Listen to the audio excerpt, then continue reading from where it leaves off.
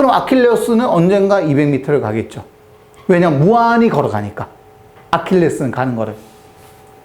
자, 이거를 수학적으로 표현하면 뭐냐면 아킬레스는 뭐를 가지고 있냐면 무한한 시간을 가지고 있어요.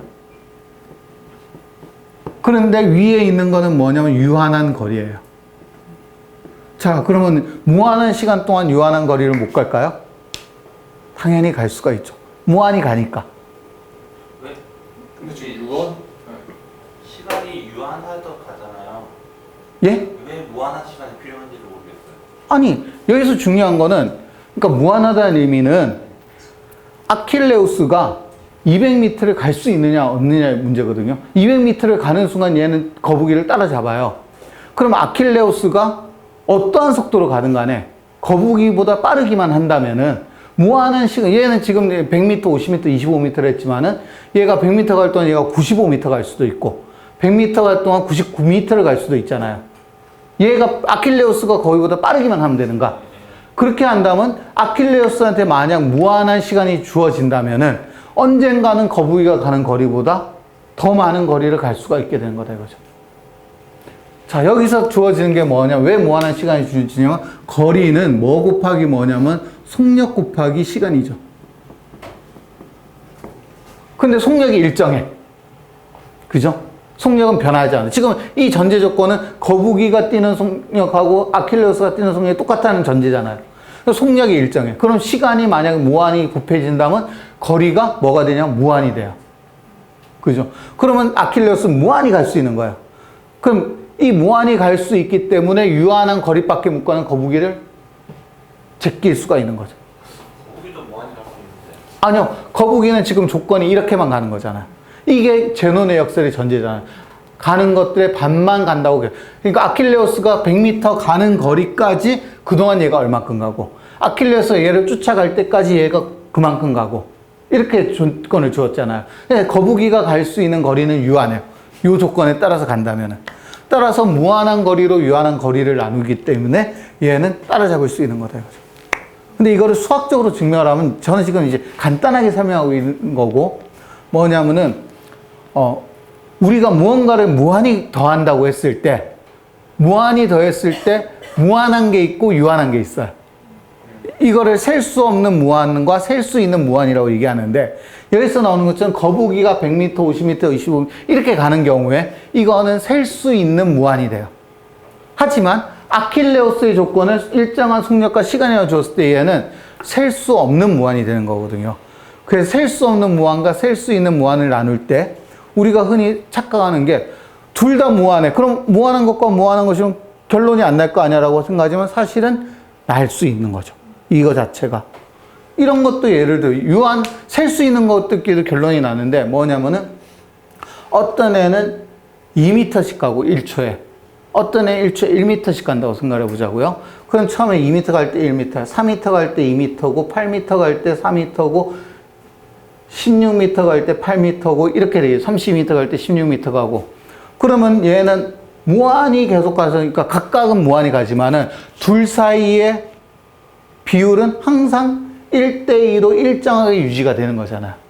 이런 무한이 있고 둘 같은 무한이더라도 이런 경우에는 뭘 알 수 있냐면 둘 다 무한하지만은 이 무한의 양을 비교할 수 있는 거예요. 무한한 것끼리 양을 비교할 수 있고 그런데 완전히 무한한 것과 무한하지 않은 것 그러니까 셀 수 있는 무한과 셀 수 없는 무한은 비교 자체가 안 돼요. 둘을. 예를 들어서 이제 어떤 애는 1, 2, 4, 8, 16, 32 이렇게 커지는 숫자가 있다고 생각해봐요. 얘는 어떻게 되면 2씩 곱해지는 거예요. 앞수에다가. 이런 걸 등비수열이라고 하는데 그럼 얘도 커지면 무한히 커지겠죠. 어떤 애는 1, 2, 1, 3, 5, 7, 9, 11 이렇게 커진다고 생각해봐요. 얘는 2씩 더해지는 숫자예요. 그럼 얘도 가면은 무한히 커져요. 하지만 아래 수와 윗수를 비교해보면 어떻게 되냐면 처음엔 같다가 그 다음엔 얘가 조금 더 커. 2대 3이니까. 근데 그 다음부터 5대에서 여기도 아랫게 커요. 하지만 여기서부터 역전이 되죠. 7대 8이 되고 여기서는 9대 16이 되니까 커지죠. 그 다음에 11대 32, 그 다음에 13대 64. 둘의 차이가 점점 더 커져요. 그럼 제가 무한히 커지면 어떻게 되겠어요? 이 수와 이 수는 비교가 안 되죠. 이 수의 크기는 요 수에 비해서 무한히 작아져요. 무한대로 간다면은. 그럼 이때 얘는 요거에 비해서 0이라고 봐도 상관이 없게 돼요. 이런 게 무한을 비교할 때 중요한 포인트거든요. 그러니까 똑같은 무한이어도 같은 무한이 아닌 건데, 무한의 성질에 따라서 수학적으로 비교해보면, 그러니까 제노는 이런 무한을 똑같은 무한이라고 놓고 비교를 했기 때문에 시간의 무한성, 거리의 무한성, 이런 것들에 대한 비교를 했기 때문에 틀렸다라는 건데, 이거를 0에 가까워진다는 얘기가 0이 된다는 얘기는 아니잖아요. 그렇죠. 그럼 0에 가까워지는 거죠. 그런데 하나는 둘의 관계가, 그러니까 하나가 무한히 커지고 하나는 일정하게 커지면은 이 둘의 비가 무한대가 되는 거죠. 한쪽이 다른 거에 비해서 무한히 커지는 거예요. 이거는 수학적 원리이기 때문에 나중에 수학에 대해서 설명을 할 때가 되면 다시 해보겠습니다. 어쨌거나 여기서 보면 이런 무한과 이런 무한은 굉장히 다르죠. 전혀 차원이 다른 무한이 되잖아요. 이런 식으로 무한의 종류가 틀리다라는 건데, 이 그리스에서 이런 식의 무한의 종류를 놓고 갑론을박을 할 수는 없었겠죠. 당시 사람들이.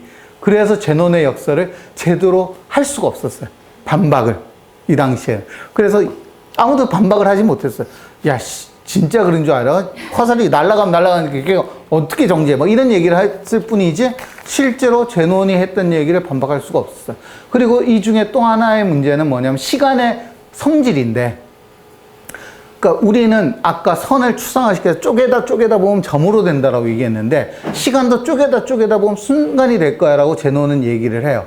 근데 요 전제를 그래 라고 넘어간 그 순간 이런 얘기들이 설명이 안 되는 거야. 그런데 시간은 이렇게 순간으로 쪼갤 수가 없어요. 그러니까 선은 점으로 쪼개지는 거지만 시간은 쪼개지지 않는다라는 게 시간의 성질인데, 이거를 얘기하자면은 그럼 시간은 뭔데라고 얘기가 나와야 되잖아요. 근데 이 얘기는 정말 한 2000년 동안 아무도 설명을 못 하고 있는 거고. 점도요, 길이가 없기 때문에 아무리 합쳐도 선이 안 되거든요. 그렇죠. 네. 그건 이제 수학적 추상의 또 다른 표현인데, 그러니까 이 얘기를 왜 하냐면, 그러니까 성질의 차이예요, 이거는. 그러니까 시간은 멈춤이 있는 순간 얘는 시간이 아닌 거예요. 그러니까 순간이 되는 순간 얘는 멈춰야 되는데, 이거는 시간의 성질이 아니기 때문에 시간은 끊임없이 흐른다는 걸 전제로 해야 되는데, 그렇지 않기 때문에 제논의 역설이 틀렸다, 이렇게 얘기를 해야 되는 거거든요. 근데 이 얘기를 누가 했겠어요, 그 당시에. 시간의 성질을 가지고 논발을 했는데, 그런 시간이 그런 성질이라는 걸 아무도 얘기를 못 하는 거야. 아까 얘기했던 시간이란 게 객관적인 존재냐, 아니면 어떤 물질의 인과를 설명하기 위해서 도입된 사람의 개념이라서 헷갈리는데, 그러다 보니까 이 제논의 개념을 설명할 수 없었던 거다라고 얘기를 해요. 아니요, 그렇지 않습니다. 저거에 대한 무한등비 수열이 언제 나온 거예요? 무한등비 수열 자체는 옛날부터 있었고요. 네, 무한등비 수열의 극한의 개념을 가지고 저런 식으로 설명을 한 거는 약 17세기 정도에 했어요. 그래서 극한론이라고 하는데, 우리가 미분이나 적분을 배우기 전에 함수의 극한이라는 걸 배우게 돼요. 고등학교 때. 잘들 기억이 안 나시겠지만, 고등학교 1, 2학년 때. 이거는 이제 문과, 이과를 막론하고 다 배우는 거니까. 훌륭하시네. 이 극한이라는 개념을 배우게 되면 거기서 나오는데, 고등학교 때 이제 그런 걸 생각하면서 배우는 게 아니죠. 하지만 우리가 이제 되돌려보면 극한이란 건 그런 개념이구나. 극한이 다 같은 극한이 아니구나. 우리는 표현할 때 극한을 이렇게 표현하잖아요. 이거는 사실 어디에서 출발했냐면 동그라미 두 개에서 출발했어요. 동그라미 하나는 0, 제로, 아무것도 없음인데, 동그라미 두 개는 없음에 없음이야. 무한한 거죠. 이게 무한이 나오게 되면 굉장히 골치 아픈 게 여러 가지가 있어요. 그래서 무한으로 무한을 나누었을 때 이게 무한이 되는 경우가 있고 0이 되는 경우가 있고 일정한 수로 기결되는 수가 있고, 무한에서 무한을 뺐을 때 얘가 일정한 숫자가 될 수도 있고 무한이 될 수도 있고 무한이 작아질 수도 있고, 뭐 이런 관계들이 있는데, 이런 그냥 단순한 사칙 연산은 고등학교 때 배우지만 이거에 숨어있는 수학적 함의는 고등학교 때 전혀 안 가르치는 거죠. 이런 얘기들을 이제 알아야지만 이 제논의 역설은 얘기가 되어지는 거다라고 감히 얘기할 수 있어요. 철학적으로는 논박할 수는 없는 부분이다라고 생각합니다. 자, 어쨌건 이런 정도 얘기고요.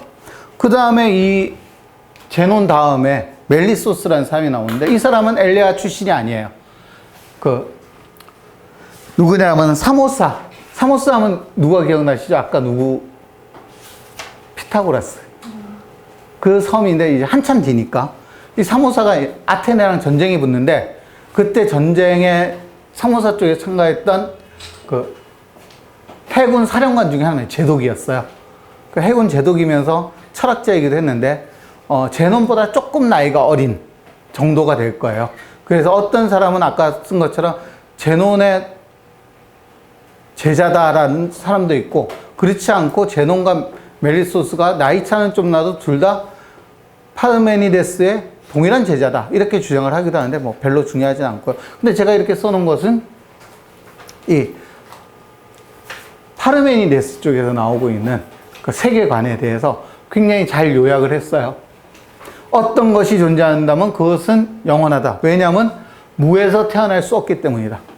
만약에 존재하는 것이 태어나려면 존재하는 것에 존재하는 것이 태어날 수는 없으니까 이미 존재하고 있는데 그러니까 최초의 존재예요. 여기서는 최초의 존재가 만약에 무엇으로부터 태어났다면 그것은 존재로부터 태어났던가 아니면 존재하지 않은 것으로부터 태어났을 건데 존재하는 것이 존재하는 것부터 태어났다면 그 이전의 존재가 이미 존재잖아요. 근데 존재하지 않는 것이 무에서 태어났다면 무는 아무것도 없는 건데 아무것도 없는 것에서 어떻게 존재한다는 게 태어났겠느냐. 그 존재는 그렇게 하다 보면 존재가 태어날 수 있는 건 두 개뿐인데 존재한테서 태어나거나 무한테서 태어난 건데 이 둘 다 불가능한 거죠. 그래서 이 둘 다 불가능하니까 존재는 태어나지 않은 거야. 그럼 태어나지 않는데 어떻게 존재? 애초에부터 처음부터 존재했기 때문에 라고 얘기를 하는 거죠.